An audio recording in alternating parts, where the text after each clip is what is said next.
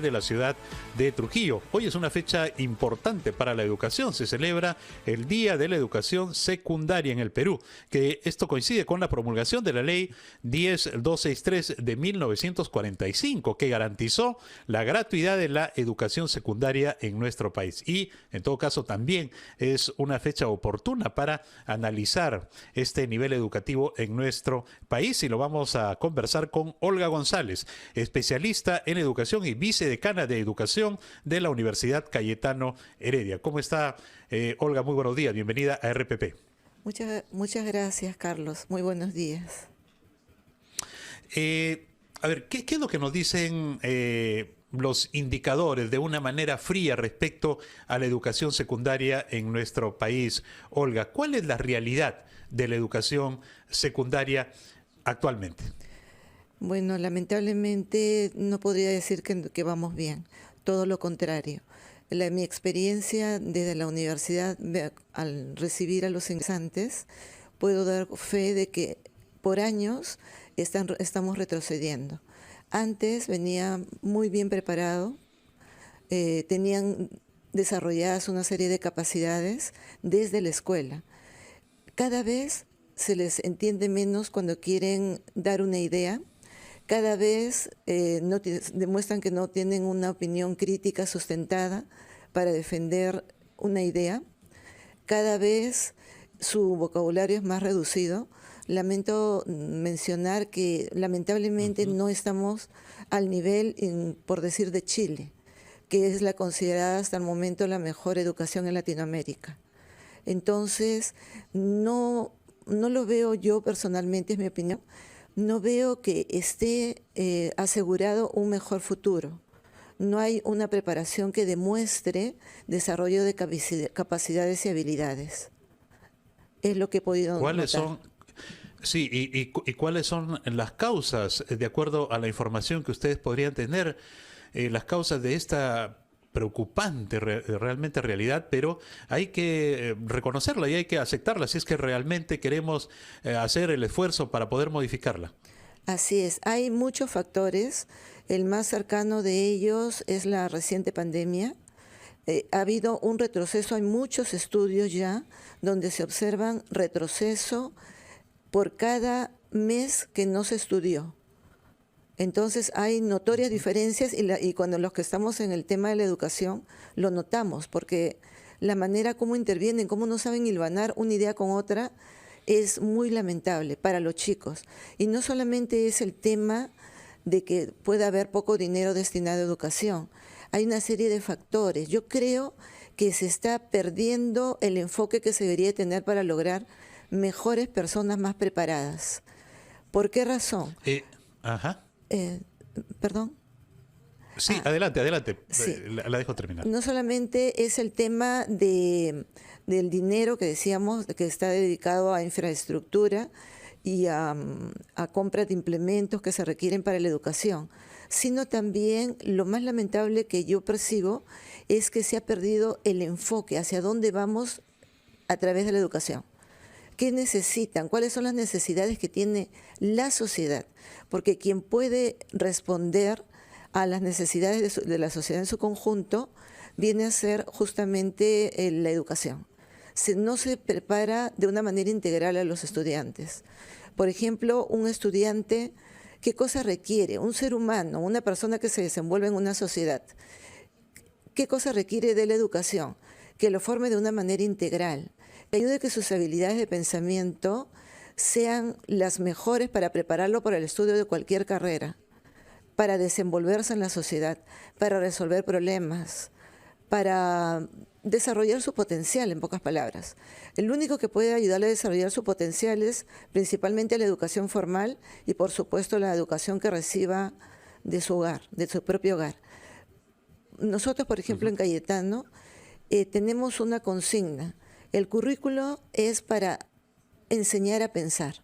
Si nosotros nos damos cuenta de qué cosa requiere una persona, para vivir mejor y tener desarrollar su potencial, requiere la persona ser una persona crítica, analítica, que resuelva problemas, no que los cree, que contraste situaciones, temperamentos, problemas, acciones en general, vea cuál es la más recomendable, sea capaz de crear alternativas de solución más que de estar quejándose de cómo están las cosas.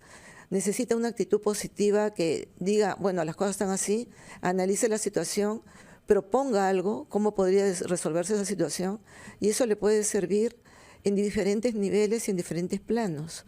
Por ejemplo, el plano de su vida personal, el plano para escoger y tener criterio para escoger a una mejor autoridad, a una autoridad de su comunidad, para resolver situaciones financieras personales. Entonces, en ese sentido hay que enseñar. O sea, no hay que enseñar en base a la memoria, no hay que enseñar en base a pura explicación teórica. Por ejemplo, de lo que estaba hablando en este momento, habilidades de pensamiento, desarrollar habilidades de pensamiento implica desarrollar el potencial para el que una persona está preparado. Eso es lo que necesitamos. Entonces, la habilidad ese finalmente debería ser el trabajo y la labor que debería cumplir la universidad también en el objetivo de que los jóvenes que estudian, cuando sean profesionales, no solamente desarrollen habilidades cognitivas, sino también habilidades que les permitan ser más empáticos con su comunidad y con su sociedad. Pero usted, Olga, mencionaba que se necesita en principio un diagnóstico claro de las necesidades del joven para fortalecer su desarrollo personal y profesional, ¿no? Y a partir de ahí aplicar una estrategia. ¿A quién le corresponde esto? Es que si tuviéramos mejor educación, los padres, la familia, comprendería qué cosa hay que hacer para poder ayudar a desarrollar las primeras habilidades de sus niños pequeños. Luego, una gran responsabilidad es de la escuela. La escuela debería de enseñar, pero enseñar haciendo la práctica de cómo es que lo que se está aprendiendo, como de manera teórica, ponerlo a la práctica. Por ejemplo, ¿qué cosas hacemos nosotros? Enseñamos en base a problemas. Le presentamos un problema, se desarrolla esa problemática, se conoce más de ella a través de la investigación. Entonces ellos, cuando vienen, les pedimos que investiguen para resolver ese problema. Y cuando nosotros, el chico ya ha investigado, ha traído varias web que ha visitado, ha investigado lo que es investigación pura, sencilla, necesaria, entonces ahí se convierte en un diálogo educativo en el aula. Entonces el docente hace preguntas de análisis, ¿y tú qué solución darías acá? Hace preguntas de pensamiento crítico, que es básico. No hay forma de tener un avance en la propia vida si es que a la persona no se le enseña a ser crítico, no criticón, crítico. O sea, sopesando lo positivo y lo negativo que tiene todo. Saber sacar conclusiones, saber identificar problemas. Eso se hace o se debería de hacer. Eso es básico. Ya, correcto, pero toda esta estrategia debería responder a políticas educativas. ¿No le corresponde establecer estos lineamientos al Ministerio de Educación? Por supuesto que sí. Por supuesto que sí, pero ahora, debería de hacerse con ayuda de los actores que están imbuidos en el problema, en la situación de dar calidad educativa, calidad efectiva de educación. O sea, que les ayude para su vida, para desarrollarse como seres humanos. Y desde la universidad, ¿cómo advierten ustedes la diferenciación o la brecha que puede existir entre la educación secundaria en las zonas urbanas y la educación secundaria en las zonas rurales? La educación secundaria en las instituciones públicas y la educación secundaria en las instituciones privadas. ¿Hay una brecha importante ahí? Por supuesto que sí. Nosotros desde noviembre del 2023 estamos trabajando en Cayetano en un proyecto que es reducir con calidad la brecha existente en la educación peruana. Estamos haciendo un montón de trabajo para trabajar en ese sentido. ¿Qué cosa es lo que hay que asegurar? Hay que asegurar que los alumnos, con ayuda de la educación, desarrollen sus habilidades de pensamiento.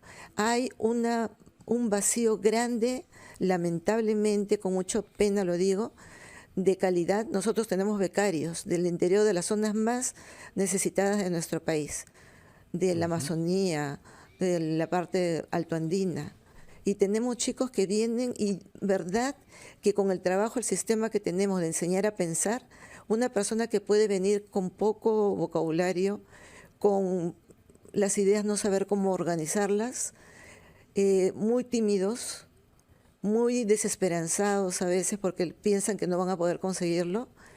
Y en esa diferencia que hay entre lo que se dice entre la capital y la zona rural, hay gran diferencia, pero hay formas también, estrategias para desarrollar la calidad educativa.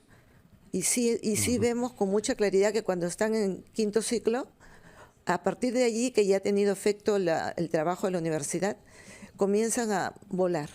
Y es una cosa maravillosa ver eso. Correcto.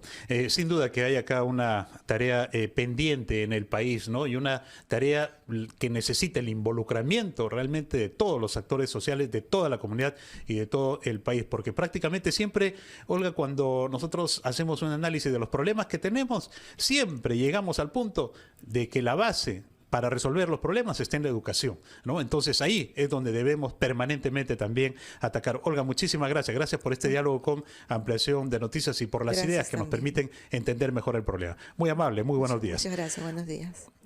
Olga González, especialista en educación y vicedecana de educación de la Universidad Cayetano Heredia, estuvo con nosotros. 9 de la mañana en la ciudad de Trujillo. Hace un momento conversamos con Olga González, especialista en educación y vicerrectora de educación de la Universidad Cayetano Heredia, quien mostró su preocupación por el nivel de las capacidades de los jóvenes que terminan la educación secundaria y llegan para una formación universitaria. Mencionó, por ejemplo, que hay escaso análisis por parte de los alumnos, existe una pobreza lingüística y esto deriva en una deficiente articulación de las ideas para expresarse, para poder comunicarse. ¿Qué es lo que pasa realmente? Y sobre todo, ¿cómo es que podemos revertir esta situación tras este diagnóstico? Vamos a conversar ahora con María Esther Cuadros, viceministra de Gestión Pedagógica del Ministerio de Educación, para considerar y tener algunos aportes, ¿no? Precisamente hoy, en que estamos en el Día de la Educación Secundaria. ¿Cómo está, María Esther? Muy buenos días, bienvenida a RPP. Muy buenos días, señor González. Mucho gusto en estar con ustedes para responder las preguntas que crean convenientes respecto a este tema. Sí, mencionábamos hace un momento que la vicerrectora de Educación de la Universidad Cayetano Heredia mencionaba que existe una brecha bastante amplia entre los jóvenes que terminan la educación secundaria y cuando llegan a la universidad, principalmente por escasos recursos lingüísticos, por la falta de capacidad para el análisis y, evidentemente, para la solución de problemas. ¿Cuál es la realidad en el sistema educativo secundario en nuestro país? ¿Por qué estas deficiencias, según lo explicaba la vicerrectora de Educación de la Universidad Cayetano Heredia? Mire, quiero empezar indicando que el día viernes, ¿no? Hemos tenido la visita del señor Andreas Scheiger, que es el director de Educación y Competencia de la Organización para la Cooperación y Desarrollo Económico, la OCDE, ¿no? La OCDE. Nos ha hecho una presentación del panorama de la educación 2024 y un análisis comparativo global. Y realmente, respecto a todo lo que nos ha presentado, si bien es cierto, tenemos algunas brechas todavía, pero él ha enfatizado, ¿no? Y eso lo debemos de resaltar ostensiblemente. Él ha resaltado que en estos últimos 10 años el Perú además ha demostrado mayor eficiencia, mayor desarrollo, ¿no? Entre los países más destacados de América Latina. A pesar de que tenemos un presupuesto, teníamos un presupuesto menor, la eficiencia es mayor respecto a los resultados de los alumnos.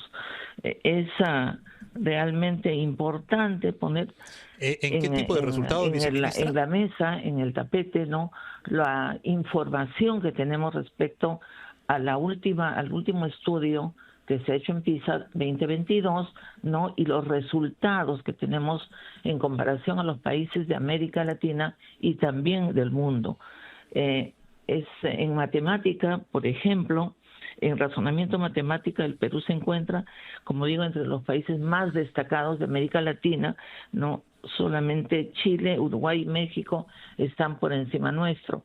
Hay un trabajo bastante grande desde la educación, desde la primera infancia, no solamente la secundaria, desde la primera infancia, primaria, secundaria, la educación superior tecnológica en la secundaria técnica. Realmente estamos fortaleciendo bastante las habilidades y las competencias de nuestros alumnos.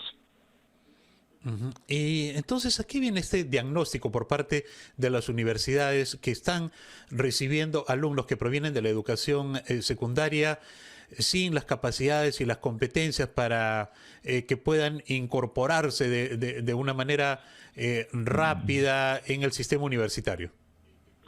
Realmente nosotros trabajamos con las universidades, tenemos la información, ¿no? Y sabemos también que no solamente por la información interna que tenemos, sino también por los resultados de la OCDE, de que hay una mayor cantidad de alumnos que han ido a la educación superior universitaria, ¿no?, en mejores condiciones que antes. Y algo bien importante, señor González, hay la brecha entre estudiantes hombres y estudiantes mujeres se está cortando muchísimo. Incluso en este momento tenemos mucho más estudiantes mujeres en las universidades, muchísimo más que los alumnos varones, ¿no?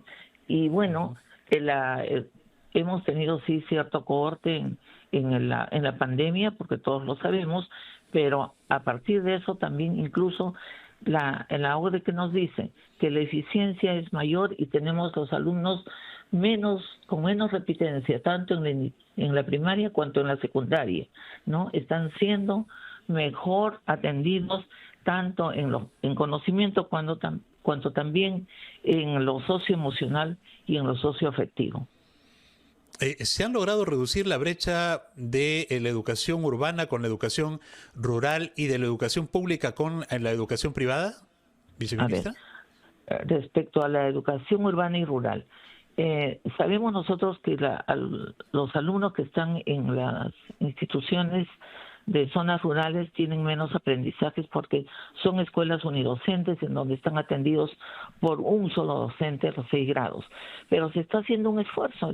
Este año se han convertido 1.930 instituciones educativas unidocentes en multigrados, ¿no? Y inmediatamente también, aunado a eso, se está capacitando a esos profesores, que son más o menos 4.000 docentes, capacitándose en esta atención a los niños de estas escuelas que han pasado de unidocentes a multigrado. Este año tendremos más o menos entre 600, 650 escuelas también que pasan de unidocentes a multigrado. Entonces, esa es una forma de mejor atención a los alumnos, ya no solamente con un docente, sino con 2 o 3 de ellos, haciendo una atención mayor y más eficiente, ¿no? Ahora, respecto a los alumnos, la brecha de alumnos, de la eficiencia de los alumnos de escuelas públicas a escuelas privadas, ¿no? Es cierto que tenemos escuelas privadas bastante grandes y con muy buena atención, pero también tenemos las escuelas públicas. En este momento, ¿no? Tenemos las escuelas Bicentenario, que ya les agradecería que visiten ustedes para que vean la eficiencia de estas escuelas, y no solamente respecto a la infraestructura, sino también al equipamiento. Tenemos las aulas flexibles, en donde es una nueva metodología de atención de los profesores con los alumnos en una acción colaborativa entre ellos y los alumnos.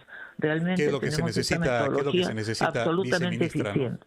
¿Aló? Sí, sin duda alguna, ¿no? La articulación, le decía, que es lo que se necesita realmente para sacar adelante la educación en nuestro país. Le agradecemos, viceministra, muchísimas gracias. Gracias por su participación en Ampliación de Noticias en RPP. María Esther Cuadros, viceministra de Gestión Pedagógica del Ministerio de Educación, estuvo con nosotros en Ampliación de Noticias. 9:45, pausa.